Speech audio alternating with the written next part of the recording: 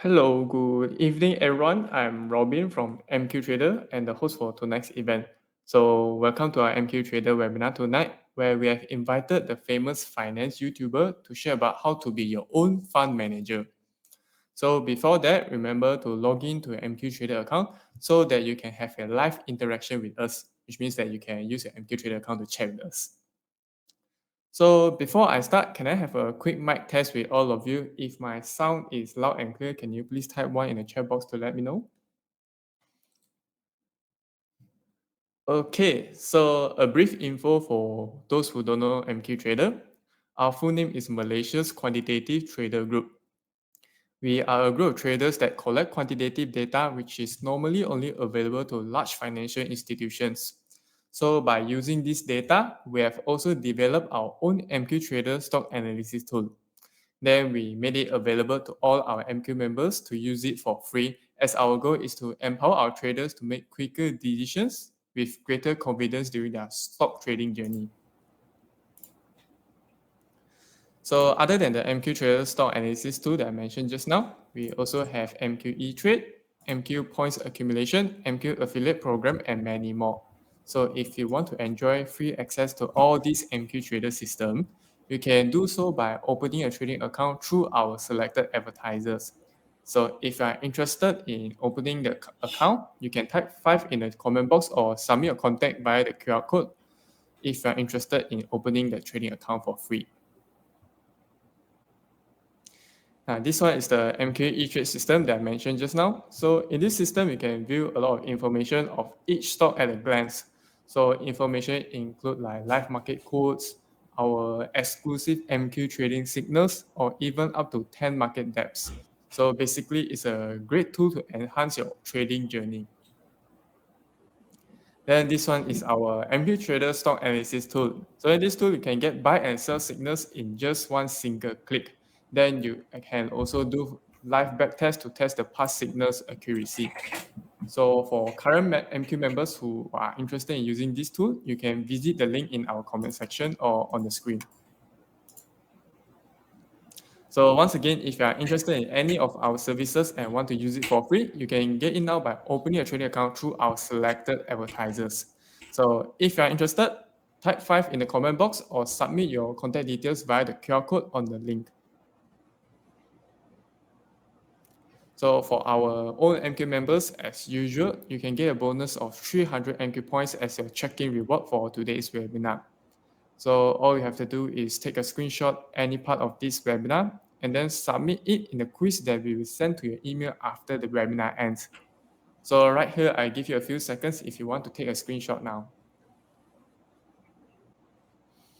Okay, we'll also be having a Q&A session later, so please feel free to send us your questions throughout MJ's sharing. And right after the Q&A ends, we also have our mysterious gift session, where we'll be giving out gifts worth up to 249 ringgit. So make sure if you're interested in our gifts, stay until the end to win it.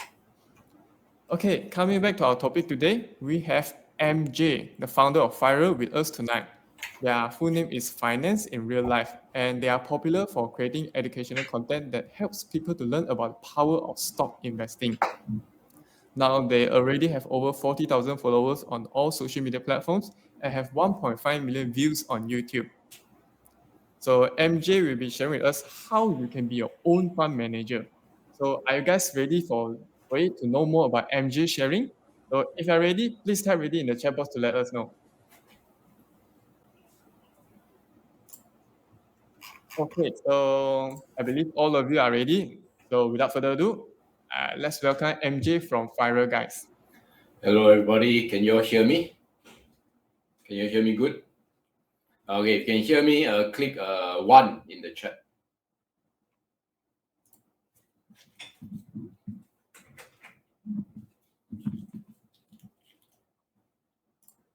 No one clicking? All right. Perfect. I think there's a tiny 5 to 10 second delay, but that's totally fine. That's totally fine. Okay. So thank you to the MQ Trader team for allowing me to be on the webinar for a second time. I look forward to more of such webinars. So this topic that I will be talking about, and let me share my slides. So I really like this topic because I think there's a lot of people in the market who think that you need professional help in order to do well in the stock market, which is not true. Now, important to note as well that many people can be professional and can be successful, right? So this doesn't mean that it's bad to be a fund manager or it's bad to be an analyst or be in the financial industry, right?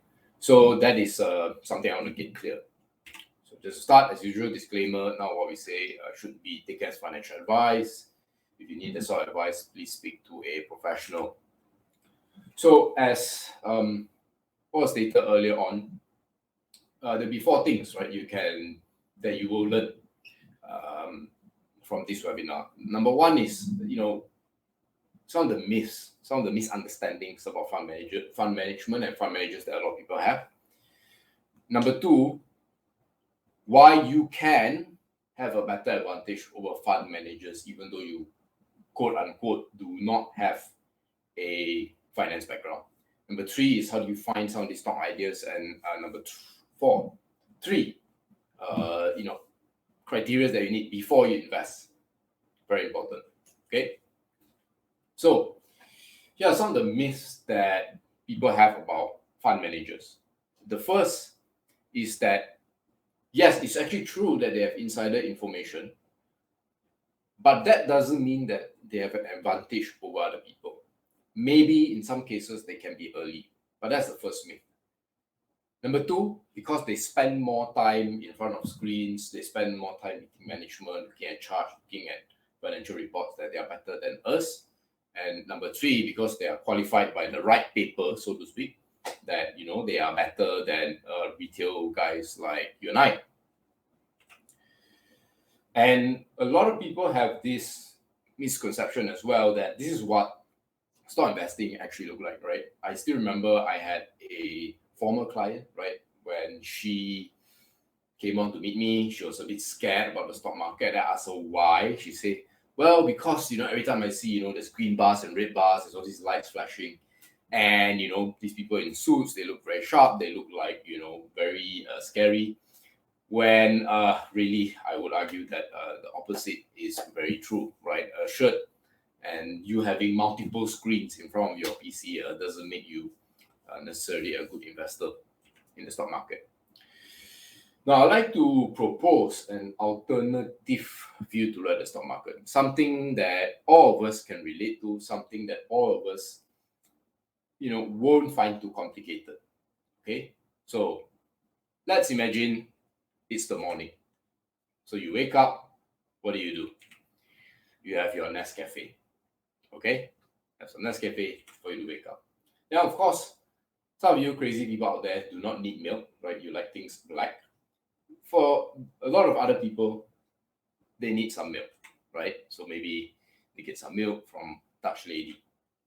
And then now you are heading for a business trip. So you look into your wardrobe and you find that, you probably going to wear some clothes from Patini. So you wear your clothes, have your coffee, you're out of the house, and of course, on your way to the airport, you have to pay toll, right? So the people that own the ports, Bingkaran Transkota truck.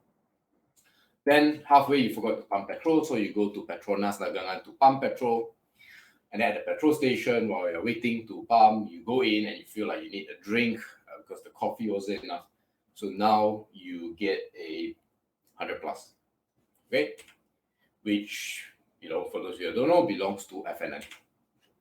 So you're at the airport, and you know, some of you may or may not know, the airport is run by this company called MAHB, Malaysia Airport Holdings Berhad. They run the whole thing, Malaysia Airports, as you can see. And you forgot to call your mom to say goodbye. So you call her, and maybe you're using a DG, maybe Maxis, but in this case, let's just use DG, okay? Then while you are calling her, obviously, you know, your mom won't be a mom if she doesn't nag at you. So as she's nagging, you're not paying attention, you're a bit annoyed, and then you spill that 100 plus drink on your shirt. So you need to wipe your shirt with some tissues. So you use Premier Tissues, which is owned by, if you didn't know, this company in Malaysia called NTPM. Okay. So now that your 100 plus is gone, you still need a drink, right? So what do? Maybe you go and get some drink, some Tongkat Ali from Power Root. Okay. So if you guys didn't know that, but all of these products or services are actually listed in Malaysia. Now, of course, DG is a little bit different. They recently merged with Celcom. But by and large, the rest are all listed on the Malaysian stock market. And they are incredibly boring. These are things that you do not need to be a fund manager to know. You probably use... Let me, okay guys, so I put 1, 2, 3, 4, 5, 6, 7, 8, 9, 10. So there are 10 companies here, okay? Out of 10, put the number in the chat that you know of. You know of their names. So for example, if you know 8 of these names here, put it in the chat. I want to see. So for those of you who didn't hear me, look at the screen in front of you and ask yourself, out of the brands here, right, how many do you know? That number, put it in the chat. Okay, we see Wanzu say it's about 9. We see 10. Jajin say everything except the tissue, so that's 9. Okay, you guys 10 more seconds to put that number in the chat.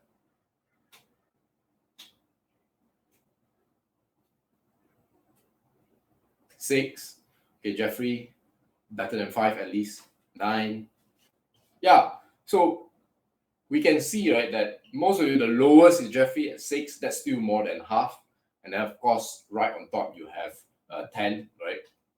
And again, this is proof, right, that a lot of you, or most of you, actually know these brands. You may not know they're listed, but you at least know they are brands that you consume every day. And in some cases, I know, like, for example, Nescafe, people cannot live without it, all right? So the question is, right, these are stocks that you know. These are stocks that are boring. And these are stocks that you could invest in, right? 10, or rather since 2009. We just use this example, right? Let's say you put in 1,000 ringgit into each of these stocks. What happens after 10 years? Okay. The first is Nestle became, so this is 2009 to 2019. Now this is before dividends. Nestle becomes 4,003, Dutch Lady becomes 5,000, Bandini becomes 7,005, the best performer. Bingkaran Transkota didn't grow too much, grew by about 44%. Petronas Dagangan nearly tripled, FNN tripled, Malaysia Airports up 80%, DG doubled, NTPM up 25%, not the best, and Power Root up nearly tripled. Yeah, I want you guys let it sink in, right? Just 10 years, your 1,000, or sorry, your 10,000, because you have 1,000 in each of these 10 stocks, become 30.5 to 6,000. Okay, and that's not it. Of course, if you add the dividends, you're actually going to add another 9,000 ringgit. So instead of a 200% return, you're actually getting something closer to a 300% return over 10 years. Now, some of y'all might find this exciting, maybe not, right? But here's the thing. All these boring stocks that you invested in, only lose out, right, to the number one unit trust manager or unit trust fund manager in the whole of Malaysia. Okay, again, these people, right, they wear suits. They are, let me just go back. They wear suits, they look fancy, they have a lot of screens. But if you knew about all this, if you understood about these companies, what will you do? You just buy them, you sleep, and you become number two, right?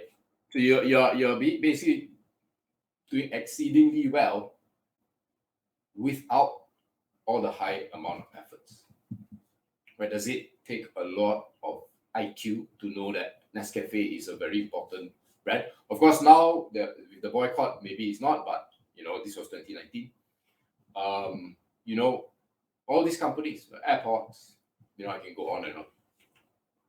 So why is it that you can get second place, right? Is it because the fund manager is actually dumber than you, or the fund manager does not really know what he's doing, or is overcomplicating things? Maybe, but here are what I think are a few reasons why I think fund managers have a disadvantage compared to you as a retail shareholder. The first is they have pressure and you don't. Unless you manage money for friends and family, if you're just managing your own money, no one is checking up on you every month. Hey, what are the returns? Do I take out now? Do I add more? Fund managers have this all the time, right? $1 billion fund managers have 1 billion headaches. Okay, so that's the first one.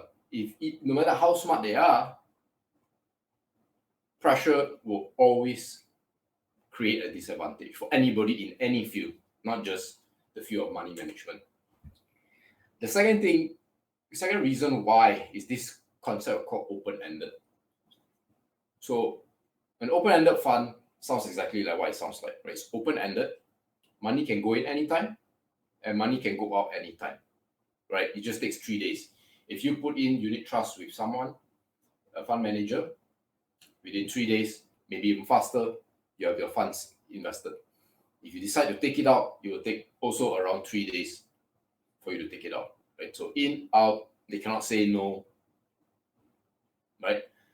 But with your own portfolio, you actually have a choice whether you want to do this. Okay, so now why is this actually a bad thing? Why is it a bad thing that fund managers' unit trust is open-ended? Well, if you've heard of the phrase buy low, sell high, which is true, if stocks fall down and a lot of them are undervalued or they are on sale, what should you be doing? You should be buying, correct? So if you buy when it's down, when there's a bit more panic in the market, that's when prices become more attractive. So by right, you should be buying. Unfortunately, in the stock market, in the unit trust, a lot of people who put money with these fund managers actually do the opposite. When the stock market goes down, they panic, they don't feel good because they see their portfolio down 30, 40, 50%. So what do? They take money out, right? Conversely, when stock prices are climbing, they are on a hot run, by right, that's when you should be more cautious to say, hey, maybe I should take some money, I should take some profit. Yet, people do precisely the opposite. So when things are getting overvalued, even the fund manager is good and say, I do not need and should not be buying any stocks. A lot of people are giving them money. So they are like forced to invest in a sense. And when the market is down, that they need money, people are taking out money. So it doesn't matter even if this fund manager is the greatest of all time. When he has this kind of structure, he is going to be at a big disadvantage. Now, in your case, you decide. Okay, that's why I put that in yellow. You have a choice whether or not you want it to be open-ended or what we call closed-ended, where money goes in, but it doesn't come out, at least for a long period of time. Okay, so of course, if you keep it open-ended, then you have the same issues as the fund manager. But if you don't, you have an advantage. Reason number 3 is actually incentive. Okay, why you can beat experts, because your incentives, your motivation is much clearer, much more aligned versus a fund manager. See, if you put 100,000 ringgit, 10,000 ringgit into a stock, you have to make sure that everything you do will go towards the objective of making a profit. If you make a wrong decision, that's on you. If you make a right decision, that's a credit to you. Now, how about a fund manager? You see, a fund manager, typically 99% of the time, they earn money not from profits like you and I. They earn it from their own salary. So if a fund that they manage drops 50%, they will still be receiving their salary at the end of the month. And even they do well, they maybe just receive a bonus. Right? Now, of course, they might be fired. Sure. But being fired is more recoverable than actually losing a lot of money. Right? So, whether it's good times or bad times, these fund managers get paid, which is why they do not have as much of an incentive, as strong as an incentive compared to you. And that's why you have a high chance of beating. Now, but what if, you might say, that there are companies like this, Serba Dynamic? I know SciPark recently has been doing well, but for a long time, it was a company that was losing money. So what if there are companies like this? Right, okay, in hindsight, we can look at the 10 companies I said earlier on. But sometimes you might pick a Serba Dynamic or two, right? Yeah, as you can see, here are the charts. So this is why you have to have this thing called a pre-investing criteria. In other words, you need to have a general concept of what to do before you invest so that you can avoid these sort of mistakes. And I can tell you, if you do 3 of these assessments, you would have avoided Serba Dynamics of this world, or you will minimize the damage even if you did make a mistake. So the first one is what we do called financial screening, right? Now, if you guys want to learn or want to use a very good stock screener, I suggest heading over to MQTrader, right? The team will put a link in the comment section for you to click on, but if you don't want to click on the link, here's a QR code for you to scan. So maybe I'll just leave this here for 5 to 10 seconds so that you all can scan.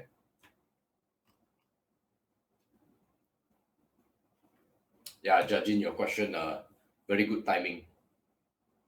So yeah, MQTrader is one that you should definitely look at. So I hope the team actually puts the link in the chat.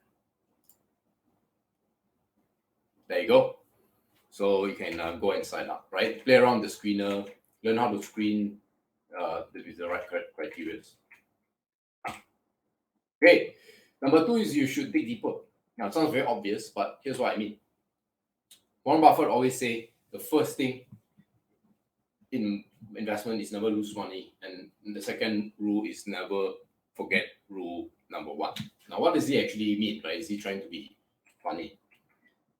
In essence, you want to actually reduce the risk as much as possible. You want to actually focus on not losing money, right?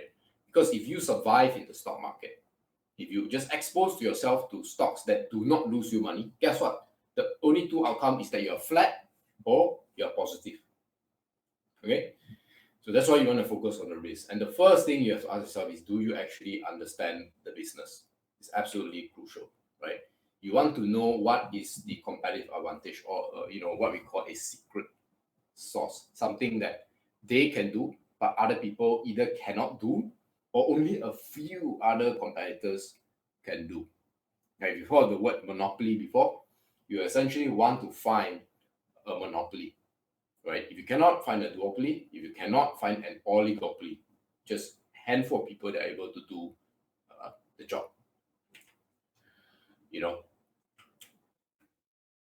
Now you all may be familiar with this term called moats, right? That's really what competitive advantage or secret sauce is about, right? It's protecting your castle with a body of water.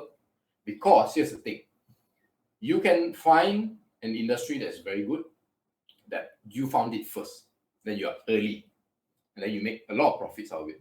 But guess what? When you make a lot of profits out of it, people will know, people can see, and people will start copying you. And most businesses, it's not illegal to copy, right? Business owners like to complain, but the truth is, even what I do for my YouTube channel, many people can copy as well, right? I can't stop that. So, but if people know that what I'm doing or what you're doing is profitable, they will copy.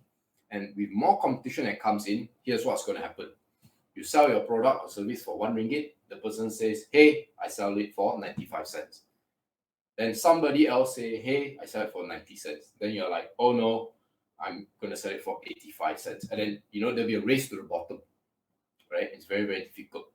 So everyone will face competition. And the best example I can give is boba tea, right? No doubt that boba tea industry has exploded over the past 10 years.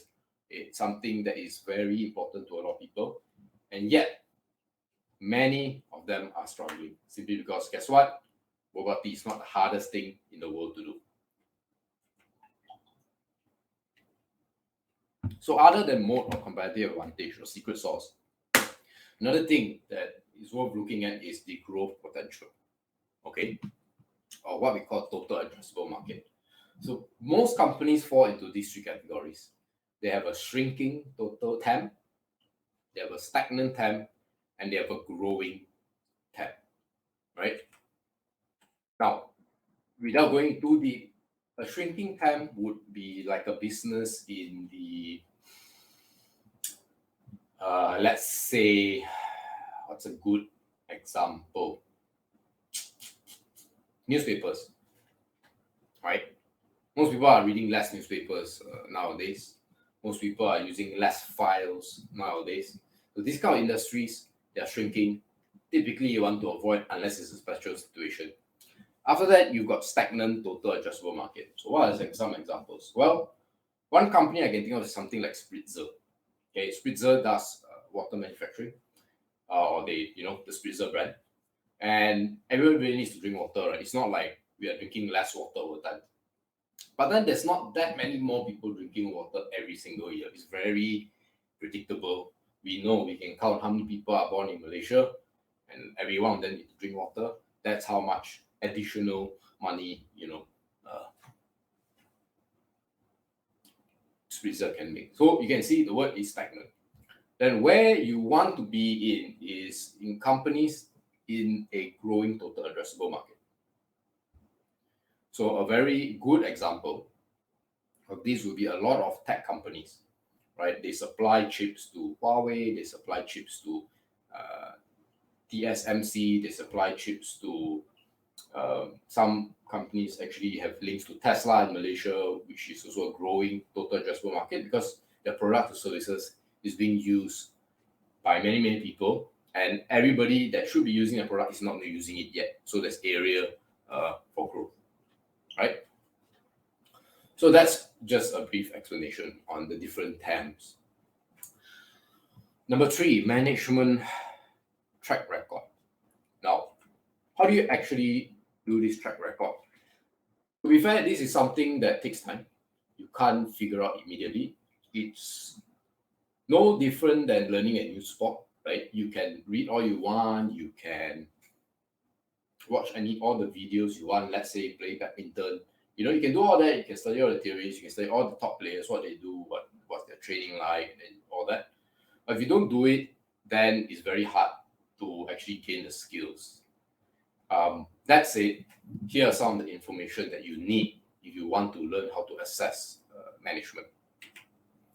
So these are the 4 that I quite like to use. The first is sales performance, right? Are they able to grow sales? Now, this is not the be all and all. There are companies that are well run, but sales don't grow and can be good investments.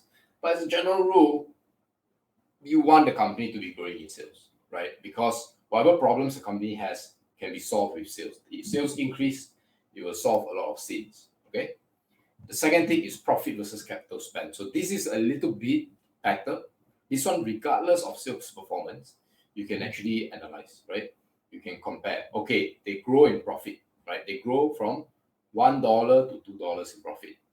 If they spend the exact same amount or they spend nothing to produce that 1 to 2 increase, that's fantastic. But if to produce that $1 increase in profit, they have to spend $2, then that's bad, regardless of sales or profit increase, because it's always how much money the CEO or the management spend versus how much that they've got back. And fortunately, this is something we can look into the past and see their behavior, see their track record. Okay. Number 3 is how they actually do their financing. So how is it that they are able to finance a new project, build a new factory, go make an acquisition, and things like that. If they use that, you want to make sure that the debt is sensible. And if they're going to use equity, rights issue, things like that, you want it to be really, really smart, which 90%, 99% of times is not a good idea. Some rare cases is possible. But typically, the minute, I can tell you, if someone does a rights issue to buy land, it's almost always a bad idea. Okay? Very few companies can actually use equity financing and be successful. So you have to be very, very stingy. Of course, the best is if they can use their own cash to finance whatever growth plans that they have, right? Because it's cash that they already generated, and even if they make a mistake, the worst that happens is that their cash balance drops. Okay, but if you get too indebted, you can go bankrupt. If you do a lot of rights issue, then as a minority shareholder, you are heavily diluted. And the last one is remuneration, something very easy to find. You do not want a management that overpays themselves. Now, as to what is overpaid, that's something that you have to figure out yourself, compare it with other players in the field, compare it to the profits of the company. But one very clear example is this company called Sapura Energy. Sapura Energy is probably one of the worst performing stocks over the past 10 years. The reasons, it's up for discussion and debate. I'm not here to discuss. But one thing that is very disappointing is that even though they are suffering, even though they've had bad acquisitions, the CEO was still the highest paid CEO in whole of Malaysia, nearly 100 million, if I'm not mistaken. That's absolutely nuts, right? So these are some of the things, some of the metrics you can use to, check out management's track record. And the last bit is, learning how to tell if something is cheap or expensive, right? 2 coffee shops, both are selling for 10 million. In other words, they put up their price at 10 million, okay? Both book value, one is 15 million for coffee shop A and 5 million for coffee shop B. Book value in this context would be like the tables and the chairs and the renovation. I don't know what kind of restaurant is this, 15 million book value. Even the kopitiam, maybe I need to change the numbers. 5 million is a bit unrealistic, but just take it for what it is right now. So this is the book value, and the net profit is 1 million versus 5 million. So tell me in the chat, guys, which one will you choose? A or B? Wow, you look long. Very rich, man. Can buy both. Okay, so there's actually no right or wrong answer, but I'll tell you what I prefer. Coffee shop B. Okay, why? You spend 10 million for your coffee shop A. Sure, you may have 15 million worth of property, land, inventories, chairs, kitchen equipment, but chances are you won't be able to sell them. It says it's nice, it's 15 million, but more importantly, it's only producing 1 million in profit. So you buy for 10 million and every year it produces 1 million. Instead, coffee shop B producing 5 million in profit, right? So that's a big difference. The first case, within 10 years, you get back that 10 million. In the second case, within 2 years, you get that 10 million. Okay? Now, of course, if you like coffee shop A, you like the look and feel, you feel like you have something special to do, then by all means go for coffee shop A. But yeah, this is another thing, that I would like to, get you guys to think of, whether it's worth paying for the entire company or not. Okay? So it's the same. The restaurants here replace it with company, same concept. one of the things that I tell people about valuation and tell people about, whether or not something is cheap or expensive, don't complicate things, right? Keep it simple. You don't have to use, price to book, discounted cash flows for those who are more advanced. Because at the end of the day, a lot of these things can be biased, right? It gives you the perception that you are very knowledgeable because all these equations. But I just focus on very simple things. Is the sales growing? Is the profit and cash flow growing? Is cash growing? Is that reducing or is that manageable? Some of these things will really tell you the value of the company, and that makes it easier for you to tell whether it's undervalued, overvalued compared to other businesses, right? Shop A, Shop B. So to really bring everything together, number one, fund managers are overrated. Not because they're not smart, it's because there are certain system issues that prevents them from really succeeding. The truth is, most probably they are smarter and better than you. I mean, they study so much, they better be smarter than you, right? But because of certain constraints, their hands are tied, right? They are, as Charlie Munger, right, like to say, these are people who are one leg tied in a butt kicking contest, right? You have to hop around with one leg. So it's going to be difficult. Number two is ideas are all around, right? I show you that simple journey from waking up, getting a Nescafe, all the way to going to the airport, going through the toll, buying, getting a shirt, buying, wiping your shirt, things like that. Every day is around. Number three, dividends are very powerful. If you remember, you spend 10,000 and you get 30,000 after 10 years, right? But with dividends alone, they increase your returns by 33%, right? Instead of a 200, instead of 30K, it grew to nearly 40K. Okay. Number four, facts and data, really, really important if you want to find good investments. This is why you need to hop on to MQ Trader. Number five, the three things: competitive advantage, TAM, and management. You get these three right, you get a lot of things right. And the last one, don't overcomplicate valuation. Keep it simple. Okay. Now, the thing is, all this, you can try and do it yourself, right? And I highly encourage most people to do it themselves. Go use the MQ Trader app, learn how to read annual reports, learn how to value companies, study different industries, put effort. I think that is very, very crucial. But here's the thing. In my estimation, to really properly research a company, it takes anywhere between 1,000 hours to a month to really be some sort of expert in the companies, right? We have to read a lot of reports and reports quarterlies. And also something that we always do is on the ground research, right? And this takes a lot of time. Now, it's quite full time for us, so we are able to do it. But you may or may not be in that situation, right? Maybe you have to work multiple jobs. Maybe, you have kids or you have also other commitments. And this one, even though you're good enough, may stop you from applying yourself and spending time into doing research. So I have a solution for this. Allow us to translate that 1,000 hours into just less than 15 minutes for you with our signature program, Firo Pro. Now, what is Firo Pro? Okay. Number one, you get access to course materials, which in my estimation is worth nearly 5,000 US dollars. What's inside these course materials? First is you get minimum of 2 stocks report every month, minimum, right? And these stock reports, I like to say you can finish within 1 cup of coffee on Nescafe. 5 to 15 minutes. That's all you need to read these reports. Okay, occasionally we have the 17, 20-minute reports, but sometimes we also have 3-4 minutes report. These reports are there to shortcut your research journey for you to, learn what is important, right? This is the 1,000 hours that we put in so that you get to read this for 15 minutes.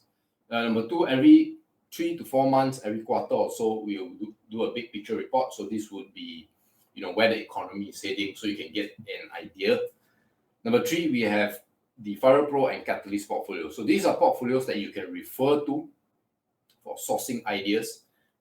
It's a portfolio that we manage, that we put our track record out there to see what are the companies that we are interested in, and you can look at that, use it as a reference point. I suggest you don't copy in Malay, you don't copy buta buta, right?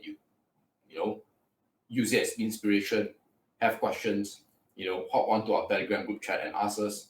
Number 4 is this thing called Management Insights. So we actually visit some of these management that helps us in understanding the industry, helps us in understanding the management.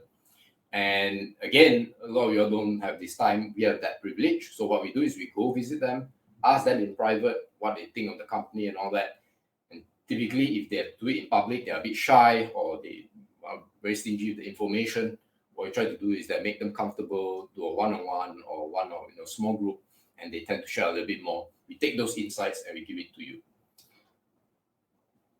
Then we have research. We have a specific company that you want us to, do research for you. That's also something you can ask in addition to the stock reports.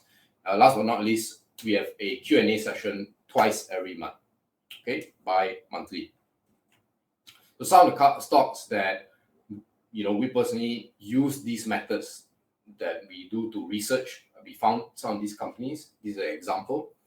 And, sneak peek some of the companies that we did reports on that are also in the FirePro portfolio.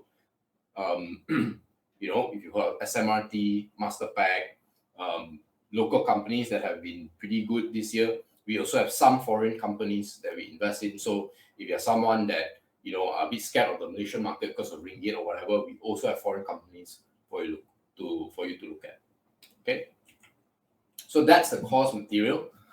The next is you get a free education course called the SIB. So it's totally free for the first year. This is worth $247.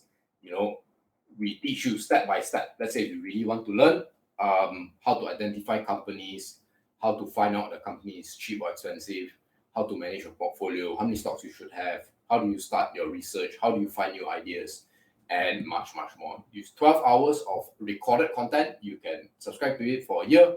You can rewatch it and rewatch it and rewatch it. You can ask us questions about this in the Facebook group and the Telegram group as well. So this is totally free for you. Yeah. Of course, as I mentioned earlier on, the Telegram group. The Telegram group is not just a place to chat with us and to ask us questions, but it's also a place for you to communicate with other people who are in the field. So I know I half bash on fund managers this whole time, but the truth is we also have a lot of respect for fund managers, and some of them, current and ex-fund managers, are actually in the group chat, so you can ask them about something specifically that they've covered, and it can give you very special, unique insights. And to me, this is priceless. So these are some examples, right? They just tell us what's happening into this, and it's quicker than the information that you typically get if you wait for the news, because these people actually visit the management and they get it hot off the press, and sometimes we're able to take advantage of these companies, within a short span of time, less than a week, we can make 14%, right? Doesn't always happen, but this is something to think about, and this is a potential. We also have the Catalyst portfolio. As I said, this is more short term, right? Where maybe there's something special that we, there's an opportunity within 1 to 2 weeks only. So we apply some of the research methods and we take a bet on these companies, and we also tell you what price we go in and what price we intend to go out live. The minute we do a trade, we tell you. Okay, so to me, these portfolios are priceless, right? FirePro, that's another one. Okay, this one is more long term. So this particular portfolio has done pretty well. Over the past year, it has grown by 16% versus the KLCI, which is mostly negative. Research requests, as I said earlier on, right? A lot of these companies, management notes. So you can see, we do plant visits, IPO briefings before the prospectus comes out, or just about when the prospectus comes out, we get invited. We visit their kilang or their factory. We enters, very exclusive Zoom meetings. All of this will give all our members access. So all this for $525,244 US plus a lot of other priceless benefits. This is what I believe to be the value of the entire FirePro network. And our value proposition for you is that you can get all of this for just $557 US. However, because you are here today, ending midnight, you actually get a chance to have a 33% discount, so that $557 US becomes 373 US dollars, only ending midnight, right? So by the time midnight strikes, the 33% discount is no more. This is special for MQ Trader viewers, webinar attenders, only attendees. So do take advantage of this. If you're interested to sign up, we'll put the link probably in the chat. You can click on it, or I'll give you 5 to 10 seconds to scan the QR code if you're interested in getting the program.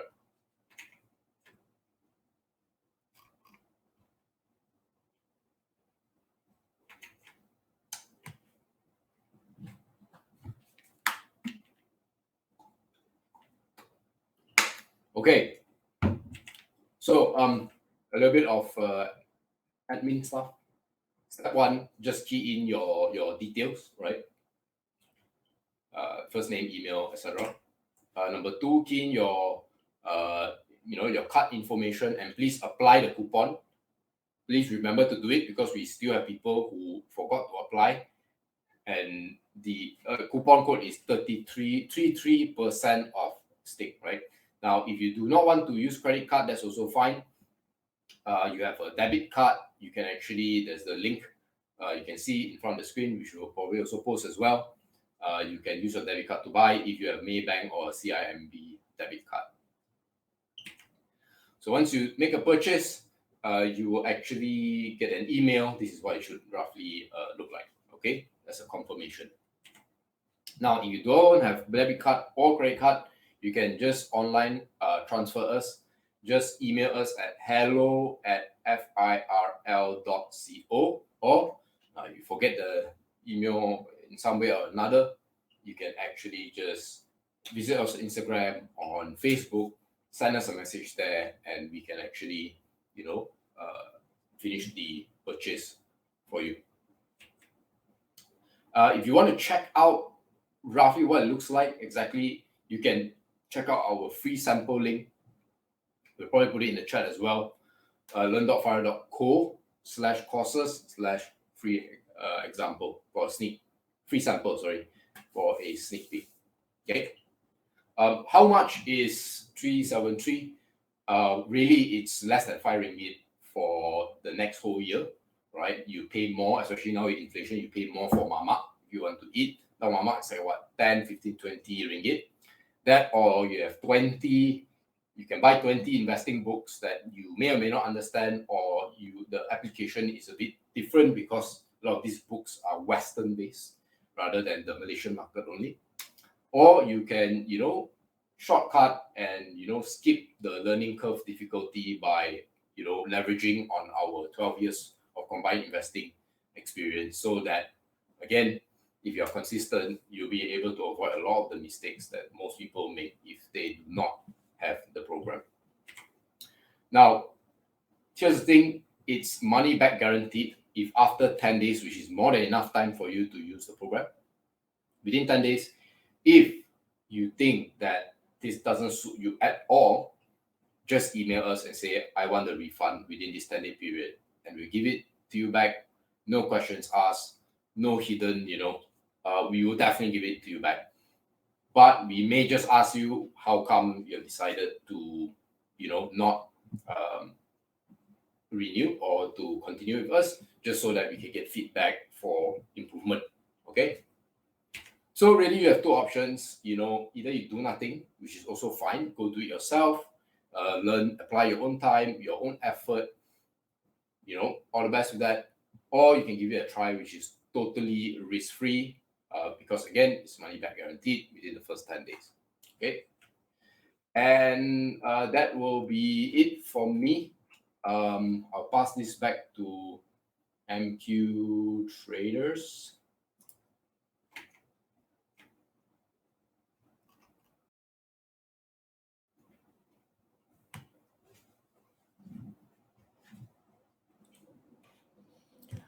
Okay, so thank you, MJ. Now, for those who are interested in signing up for Fire Pro, remember to use this code or the link on the screen to sign up. And for today only, you can get a 33% discount on the package.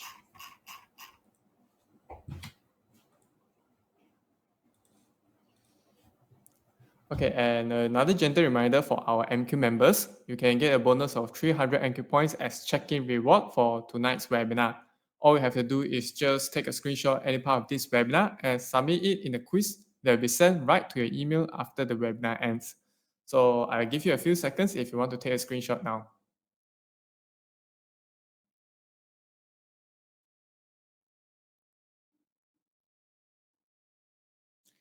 Okay, so other than the MQ Trader Stock Analysis tool, we have MQ E-Trade, our MQ Points, and also MQ Affiliate Program, and many more. So like TCY 1011 asks how to get our MQ Trader benefits. So right here, if you want to enjoy our benefits and gain free access to all our system, you can do so by just opening a trading account with our M Equities LH team or TA Securities JC Cell. So it's free to open a trading account with them. Now, if you want to do so, you can type file in the comment box or scan the QR code on the screen to submit the contact details.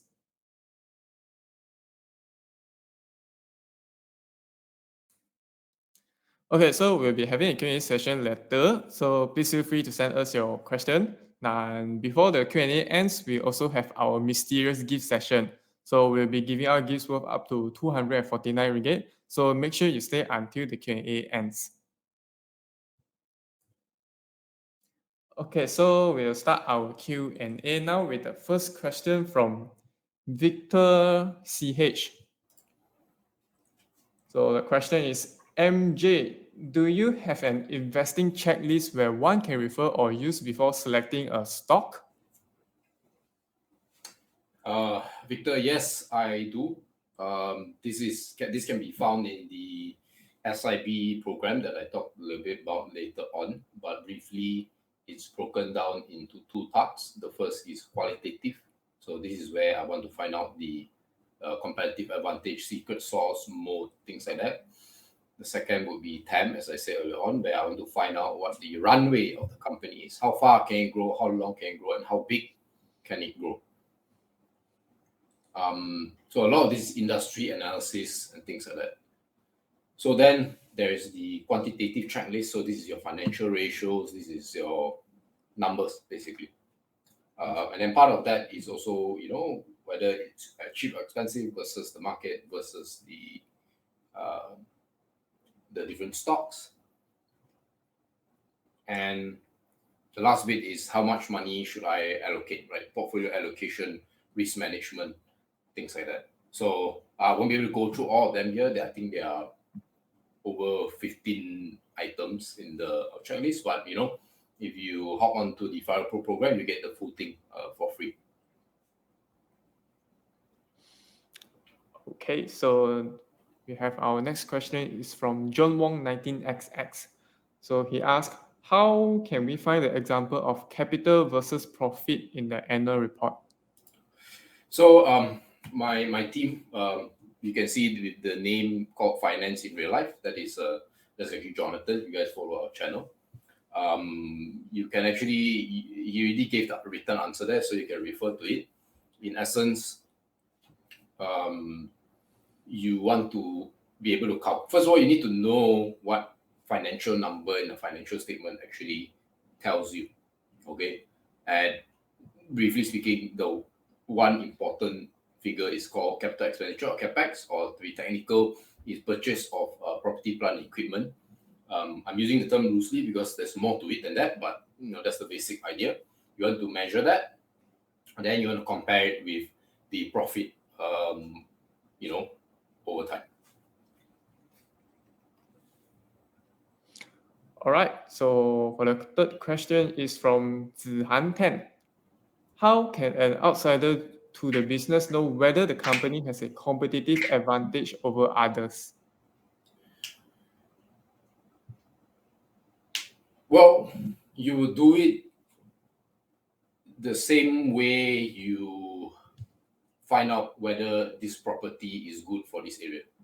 If I want to know whether this property I can rent out, what do? I would survey 20 properties at least around the area. I would survey what is the demographics of that area, whether they can pay that amount. So they say you go on Property Guru and say the rent is 2,000 ringgit. Then you survey and then you realize that people there cannot afford 2,000 ringgit rental properties. Bad idea. Compared with other properties in the area, compare the facilities, compare the access to highways, all this good stuff. A lot of property investors know the answer to your question.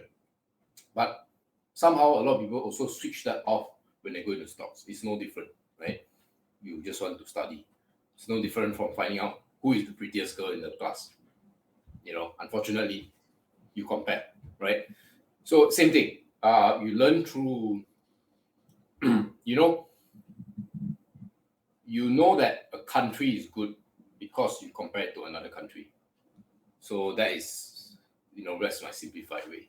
So there's no set formula. There's no ABC steps. The closest to ABC step, as I said, is our SIB program. But again, because there's some time limits, this is exactly how I would explain as an outsider. And mind you, it is not a guarantee that because the person is inside the industry, the CEO, that he actually knows the industries. There are actually a lot of deluded business people. And I'll tell you why there are a lot of deluded business people. Business people who are in the industry and actually don't know the industry. Okay, I'll tell you why. It's a very common sense thing. Because most businesses in almost every industry go out of business. Okay? I repeat, most businesses in every industry goes out of business. Which means the people who actually know the business are a minority. So do not assume that just because the person is in the industry and he say I'm the best in the company, that he's actually the best. Thanks for watching.